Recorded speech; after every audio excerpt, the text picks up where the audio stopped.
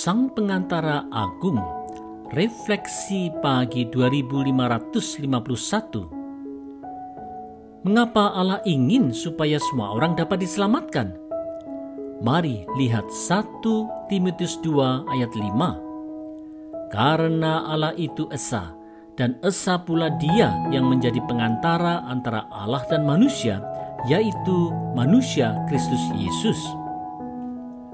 Saudara-saudara, keesaan Allah dan Yesus Kristus dinyatakan Rasul Paulus sebagai landasan mengapa Allah ingin supaya semua orang dapat diselamatkan. Karena kasih Allah yang begitu besar kepada manusia, Bapa telah mengutus anaknya yang tunggal, yaitu Yesus Kristus ke dunia untuk menjalankan karya penebusan. Yesus Kristuslah yang menjadi pengantara antara Allah dan manusia, sehingga Yesus dapat menjadi jalan keselamatan bagi semua orang yang percaya kepadanya.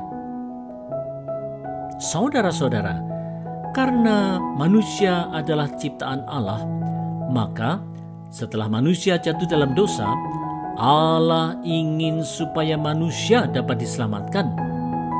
Itulah sebabnya Allah membuat rencana agung melalui Yesus Kristus untuk karya penebusan manusia dari dosa.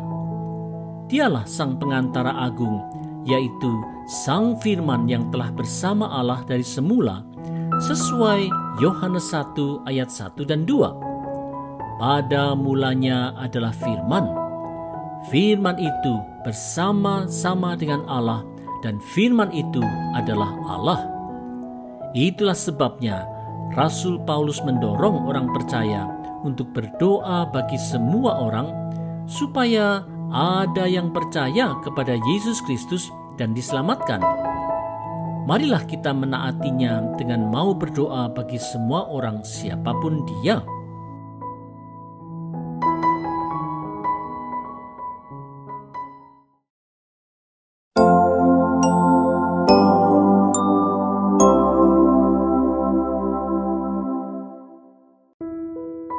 Kristus Sang Penebus. Refleksi Pagi 2552. Apa yang telah dilakukan Yesus Kristus untuk manusia berdosa? Mari lihat karyanya di 1 Timotius 2 ayat 6. Yang telah menyerahkan dirinya sebagai tebusan bagi semua manusia. Itu kesaksian pada waktu yang ditentukan.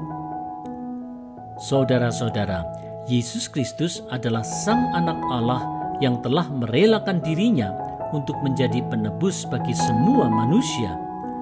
Ia telah mengosongkan diri seperti yang dinyatakan di Filipi 2 ayat 6 dan 7. Yang walaupun dalam rupa Allah, tidak menganggap kesetaraan dengan Allah itu sebagai milik yang harus dipertahankan, melainkan telah mengosongkan dirinya sendiri dan mengambil rupa seorang hamba dan menjadi sama dengan manusia. Betapa luar biasanya Kristus. Saudara-saudara, apa yang disampaikan Rasul Paulus tentang karya penebusan Yesus Kristus di kayu salib itu telah menjadi landasan iman orang percaya sepanjang sejarah perjalanan gereja Tuhan di muka bumi ini.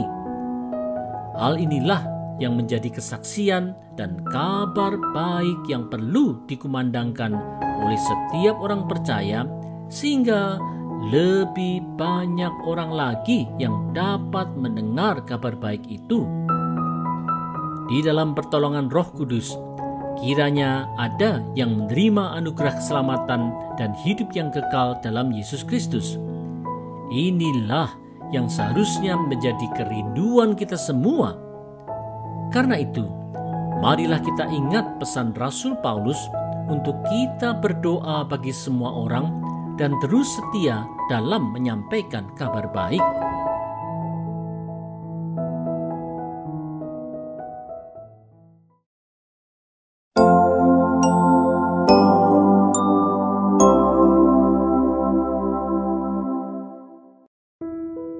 Kabar baik bagi semua.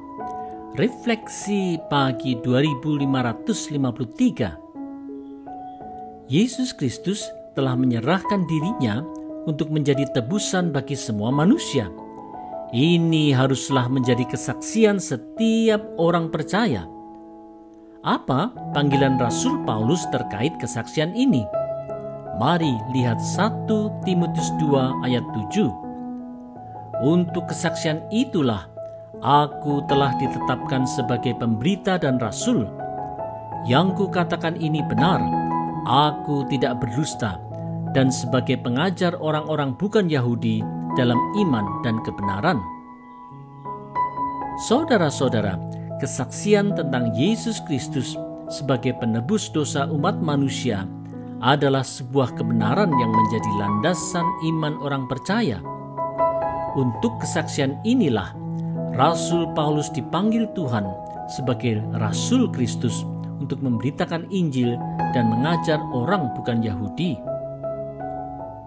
Saudara-saudara, Injil adalah kabar baik tentang keselamatan kekal yang diberikan Allah Bapa melalui penebusan Yesus Kristus.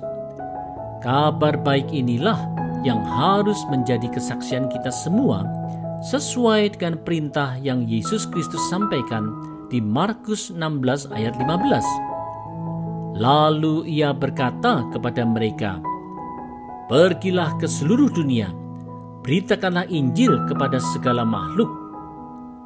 Perintah untuk memberitakan Injil sebagai kabar baik untuk semua makhluk ini haruslah dijalankan di dalam ketaatan melalui kata dan perbuatan kita.